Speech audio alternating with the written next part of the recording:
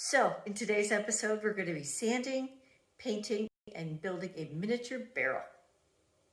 I am so excited. This is awesome.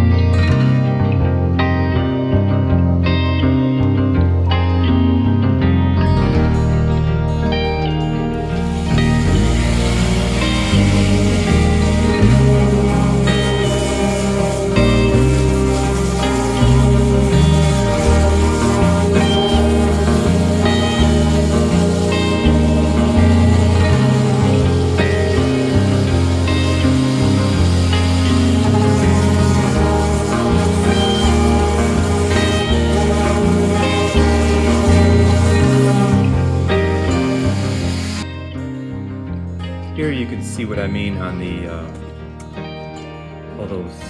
how the glue there is filling in those spaces. So this is the side I have not sanded yet, haven't done anything with, but it had the same staple marks on this other side, and you can kind of see them if you look really close. So let's step back, and they disappear completely. So it's a pretty effective way to do it, and even some of these joint lines, you know, like this, I'm going ahead and filling those in. You can see down here where I've filled these already, and they're just completely gone. So what you do is, you know, once your sanding disc is kind of like starting to wear out, that's when you're going to want to do this, because, you know, it's going to gum it up. It's going to just clog all the pores on there. So don't use a brand new disc, but, you know, sand a little bit, and then come back and use this disc to do the filler, put a new disc on, sand, and then come back and do some filler. It works out pretty darn nicely.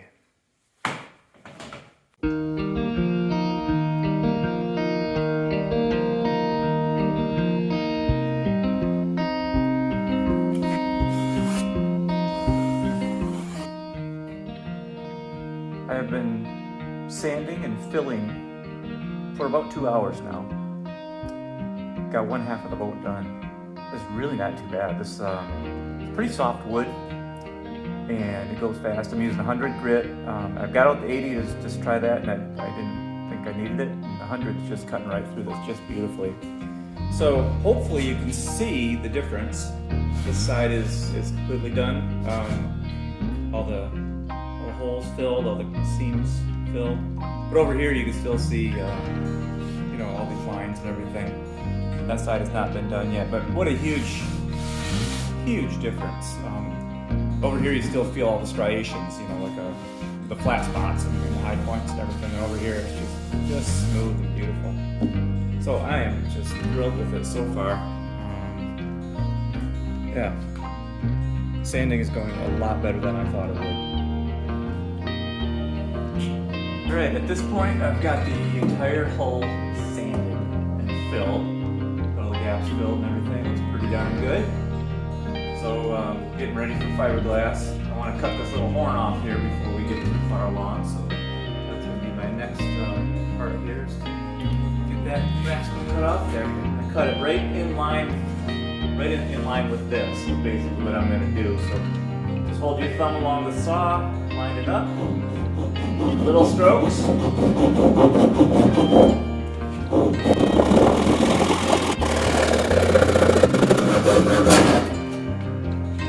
Just like that. It's no longer a Viking ship. So how long did the sanding take me? Not too bad. I don't know, I guess maybe it seems like a long time, but it took me about 8 hours to do it. Went through 6 discs of sandpaper, and they're definitely well used. By the time you get that glue in there, it fills pretty much all the little cavities in there. But like I was doing it, I was just using it to sand with while it was still good. Then once it starts to wear out, then I'd start doing the filling and the gluing. All in all, not too bad. So I've never seen anybody try to make a cup holder for a cedar kayak. I did some research online, couldn't find a thing. So I thought, well, I need a cup holder because I always have something to drink with me, and if it's not in a cup holder, it's just gonna be bouncing around in the cockpit. And like, when you wanna drink it, it's gonna be down by your feet somewhere. Not a good spot. So I thought I'd try to make it out of cedar strips. Might work, don't know. Gonna try it out though here. So all I'm gonna do is put a bunch of these together real quick with some tape. And just see, oops, turn in the right direction. Just wanna see if this will even work, like a concept. It seems to work.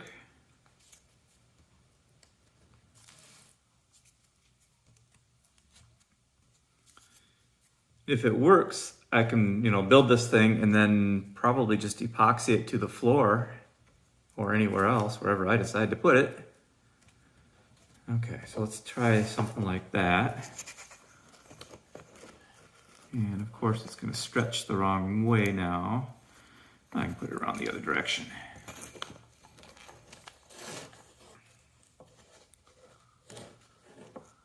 So it kind of opens up the joints more than I'd like. I'll have to see, maybe I'll put a little bevel on each one of these. Basically cut off that, the inside piece on there so they'll fit together a little tighter. I think that might work though, it'd be kind of cool. I don't know, we'll see what happens.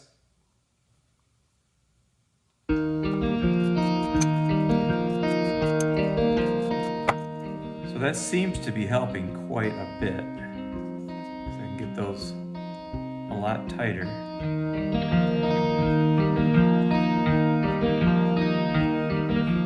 Okay, I've got all these trimmed down. So the back side is trimmed out. And I am just fitting them all together here.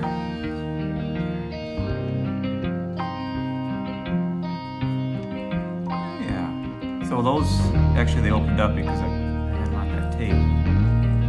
But if I move them over just a little bit, they will tighten up.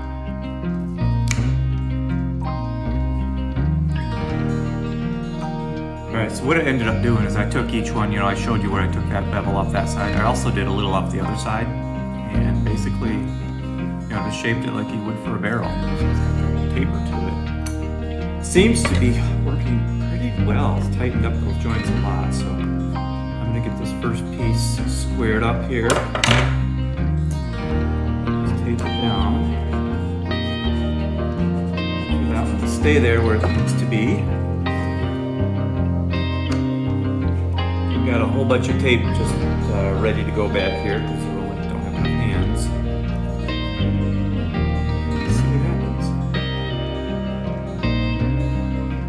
To wrap that container with some plastic. That way all this stuff won't stick to it. Okay, it's gonna make a nice joint.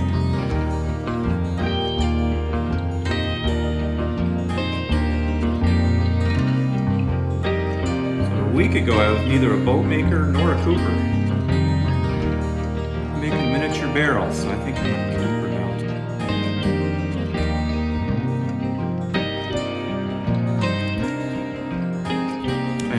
joints up tight. You can't pull them too tight because they'll start to buckle. They start to leave the surface here. Just kind of doing a little at a time. Yeah, you can see already that's starting to go a little bit. But I think this is going to work pretty well.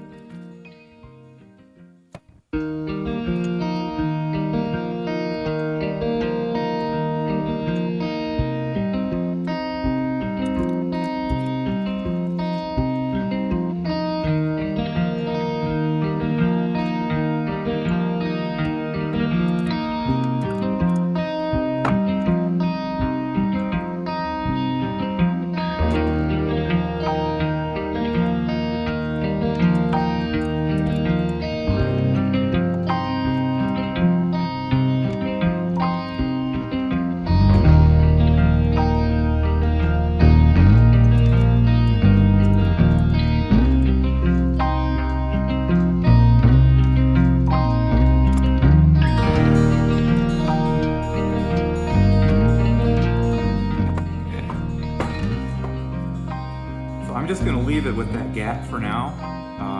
Once the glue cures for 24 hours and is nice and solid, I'll go through and I'll take this last piece and shave it down to fit just in there. Should be kind of cool.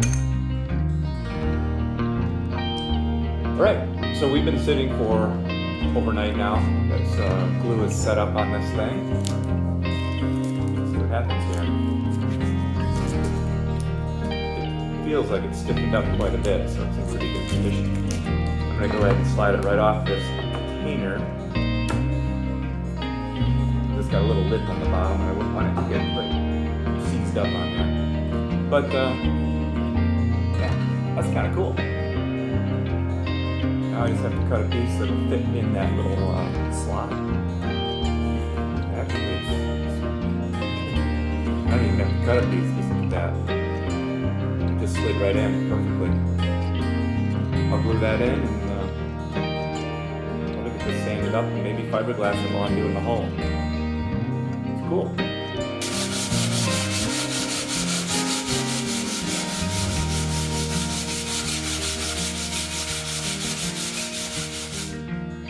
Your final step before you fiberglass on this hull is just to hand sand it now. You know, I power sanded it before, but I want to hand sand it now. Using 100 grit, just kind of going over, making sure that everything feels good and there's no rough spots or scratches anywhere. And then it's ready. We'll just wipe this down with a tack coat and put the fiberglass on. So when you get your kit, when it arrives, you're going to get 2 bundles of fiberglass. Now I've not unrolled these yet. I'm assuming one length is enough to do like both sides of the hull. The other length is probably enough to do both sides of the deck. So that's kind of what I've got. When you do roll this out, make sure your work surfaces and all are really nice and clean and everything. Fiberglass will just grab onto any dirt it finds, like sawdust, wood shavings, things like that. And it's really hard to get back out of there later. Some of these little scrap pieces that you're going to cut off, you're going to use again. So when you're cutting them off, don't let them drop to the floor. Just keep them nice and clean. Pristine as possible, and that way you can reuse it. Otherwise that dirt will just stay in there and it looks really terrible as you roll it on.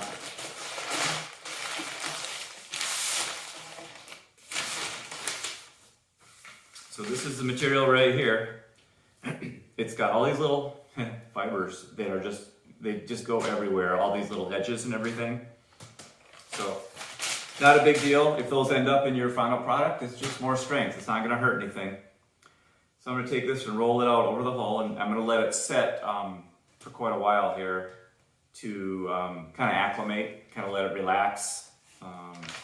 Try to get all the bumps and smooth it out as much as possible. Let's talk about timing a little bit. Got the slow resin, right? Or the slow hardener, I should say. We got the epoxy resin and we got the slow hardener for it. What you want to do is you're going to do on the hull, we're going to do 3 coats. So we're going to put this fiberglass mat down. I'm going to mix up a coat of that stuff. We're going to put it on. We're going to wait 8 to 12 hours. And timing on that is kind of weird because we're going to do 3 coats and they all have to be 8 to 12 hours apart. The reason being is that gives you what's called a chemical bond. You want, while the stuff still, the first layer is still curing, you want the second layer to actually kind of bond and bite into it.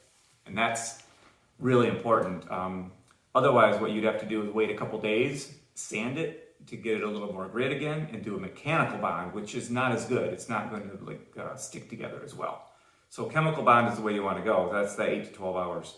So what I figured out is if I start first coat at 9 o'clock tonight, that'll give me about an hour to get it done. They say it's going to take about 45 minutes to lay this out and get everything ready.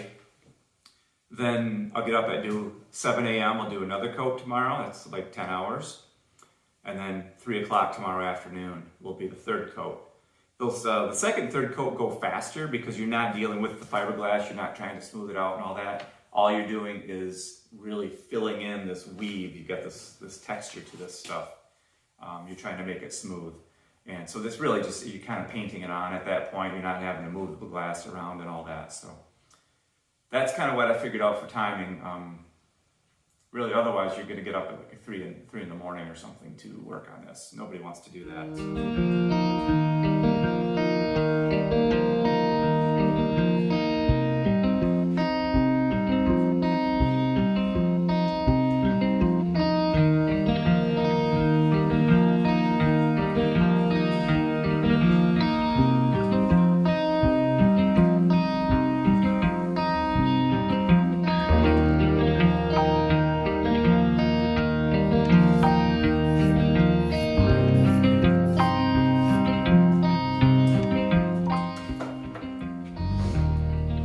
So for the most part, it wants to drape. It sits pretty nicely over here.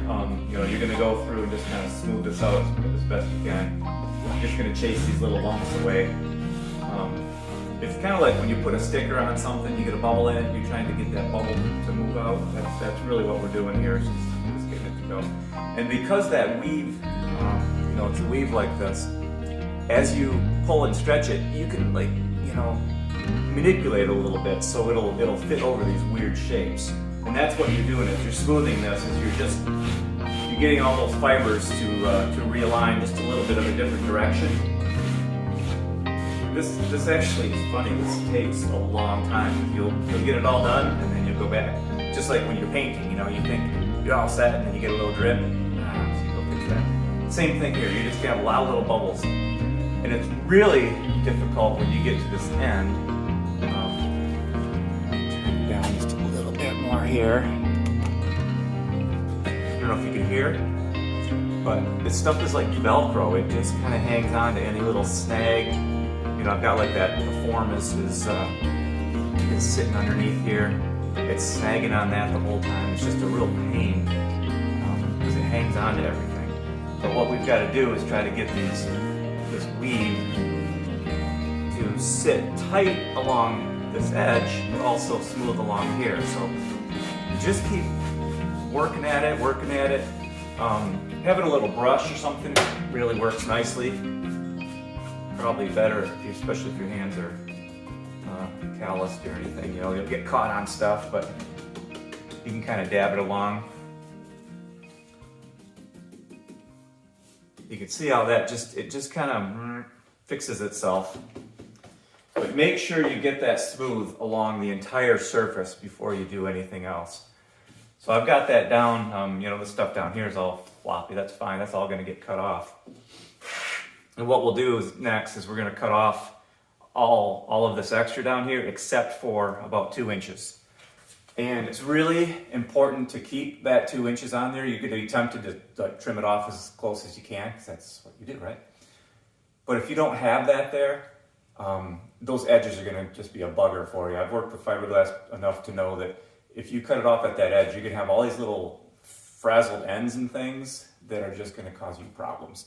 And having that extra there gives you a little bit extra weight. It's going to help just keep that smooth to the hull. Otherwise, you're going to find it's going to try to peel up on you. So make sure you keep a good couple inches there. You've got enough material here. You're going to have a lot of scraps that you can use. I'm going to probably put an extra layer in just reinforcing in a few spots. But yeah, it's gonna go well.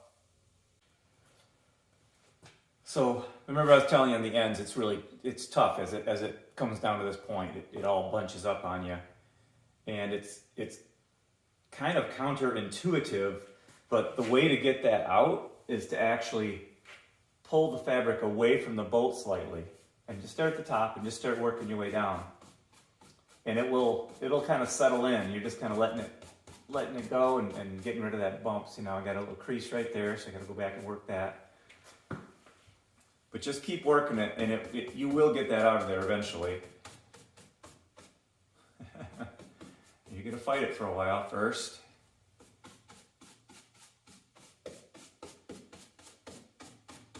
But as you go, it'll settle right in there nicely. I had a little crease right there, and I was just able to use my fingernail and kind of a little back pressure on it and push it back out again. But just keep working it and working it and working it, and it'll go. It really likes to stick to the wood. So once you get it there, it kind of wants to stay. And that's where, pulling that off there a little bit just gets it away from that friction that's holding it. Yeah, it works out pretty nicely. So, all right, that is smooth. I'm gonna let that sit now. Right now it's still morning. I'm gonna wait till 9 o'clock tonight, and we'll mix up some fiberglass and stick it on there.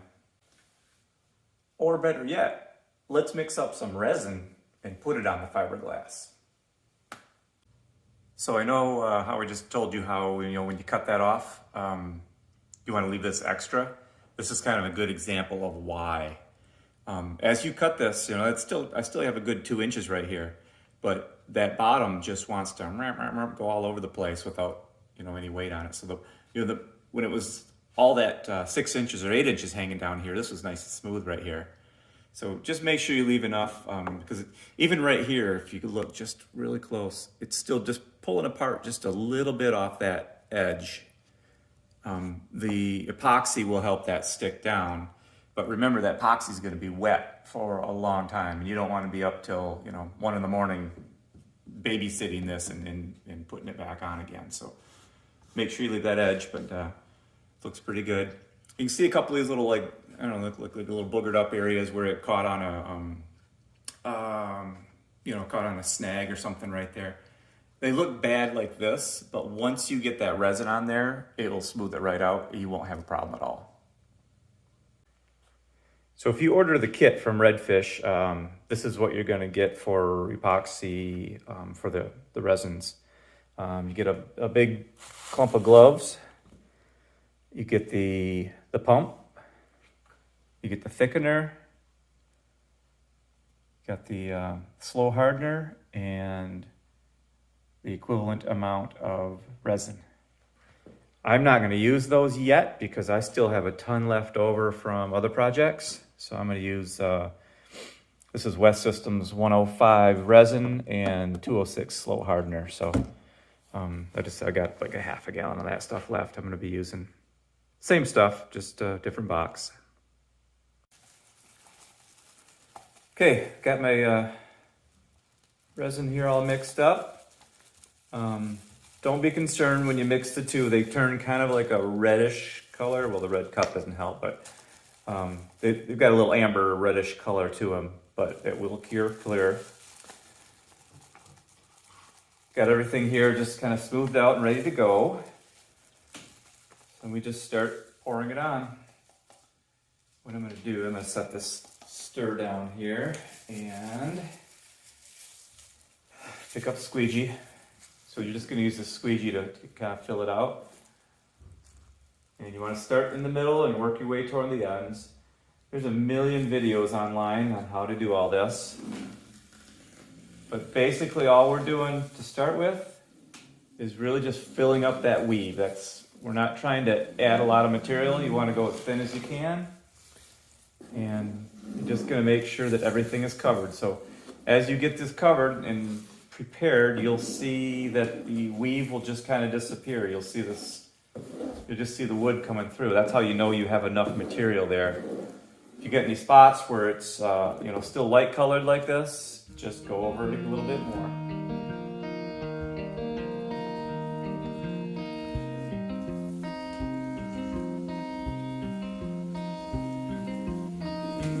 Another nice thing about starting out in the middle is it's flat and you kind of get a hang of how to work the stuff and move it around.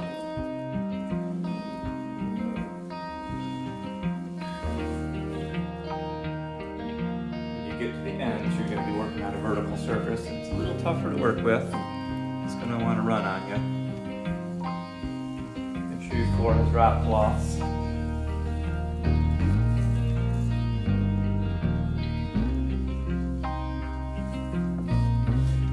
That's about it. I'm just going to keep going here. Shut the camera off so I don't get epoxy all over it.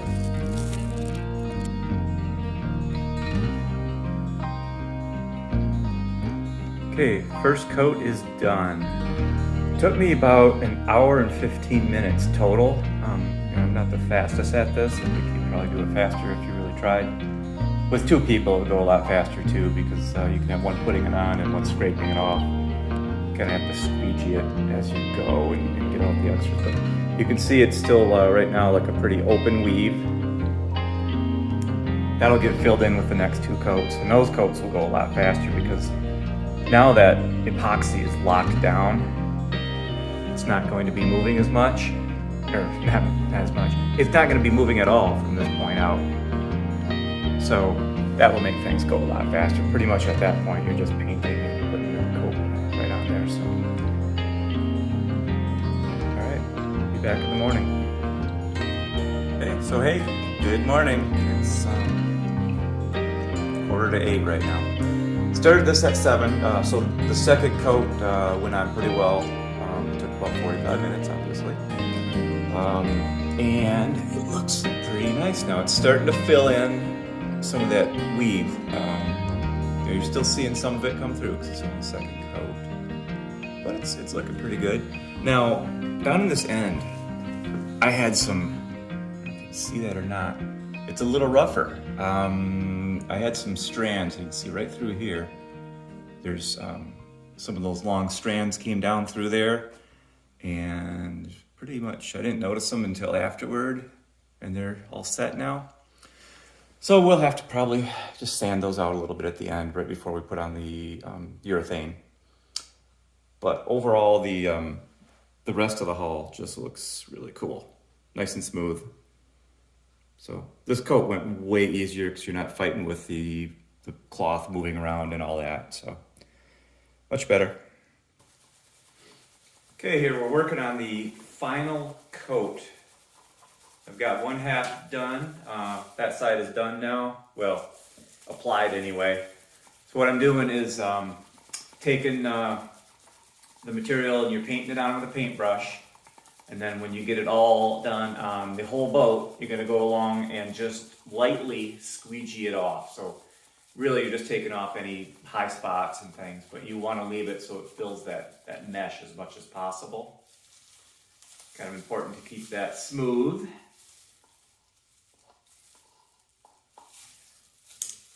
And then for a squeegee on this one, I'm going to use something softer. I just got a piece of laminated paper here. That'll contour to this really well without pushing too hard. Before I was using a body filler squeegee, and it's just a little too much for it.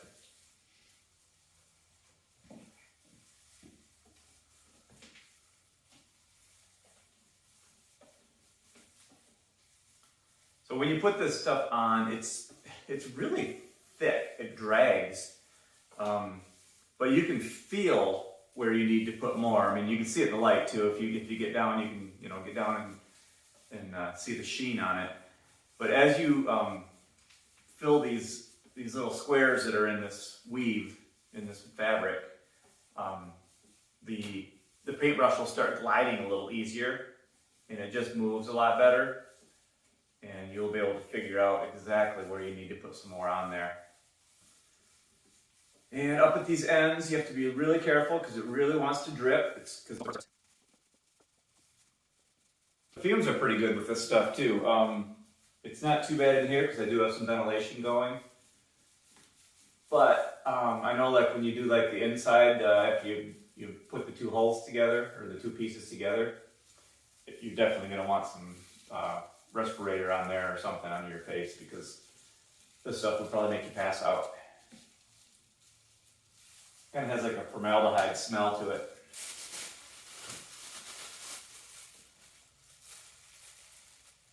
So I've got the hull done, last coat on there, and I've got some epoxy left over here. So I'm gonna work on these, on the cup holder. Hey, and I got sunshine coming in from the window. That's awesome. It's still like 0 outside today. So what I've got is just a couple pieces of some 1-inch fiberglass cloth that I had left over from other projects, just the real thin stuff. I'm gonna, because this stuff is really thin and hard to work with, what I do is pre-coat the workpiece first, and then we'll roll it right on there and then smooth it out.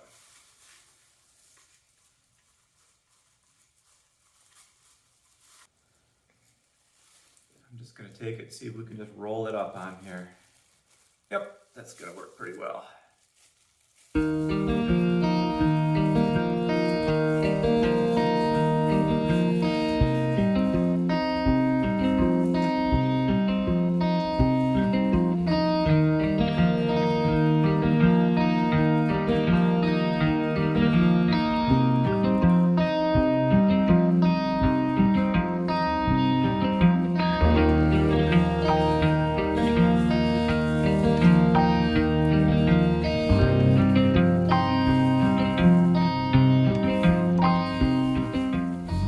Let that sit and see if it makes it.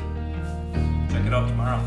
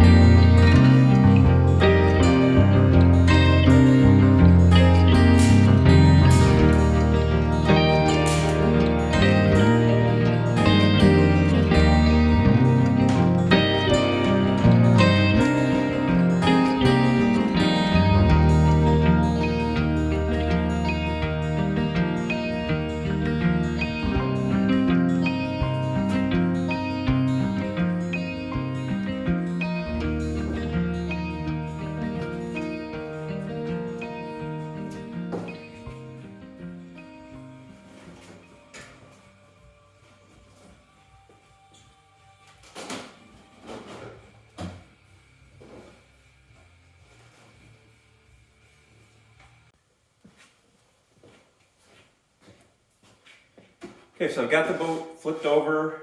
One of these did come loose while I was flipping it, so you just put a little hot melt on, glue it back in where it needs to be, but they're stable again now.